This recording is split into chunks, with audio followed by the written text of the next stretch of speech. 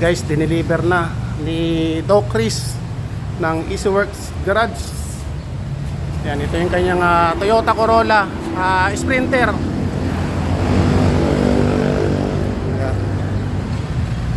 Bali ang engine niya 4K.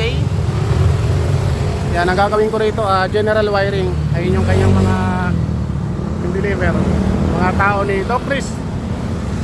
And guys, pakita ko lang sa inyo. Toyota Corolla Sprinter. Yan, mag-general wiring tayo. Yan, tingnan nyo guys. Makalat na, kaya napag-desisyon na ni Doc Chris na ipa-general wiring na.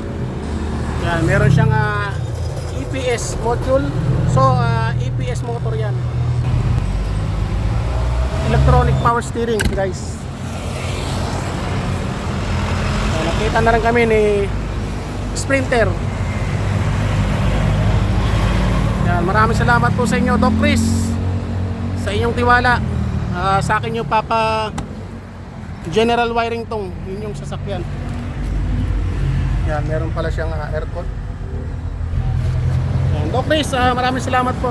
Hindi lang nakasama si Doc Chris, medyo busy. 4K Toyota Corolla Sprinter. Yan, diniliver ng kanyang mga tao. Sir, maraming salamat mo. Ay, yung mga tao ni Doc Chris. Thank you, Doc Chris.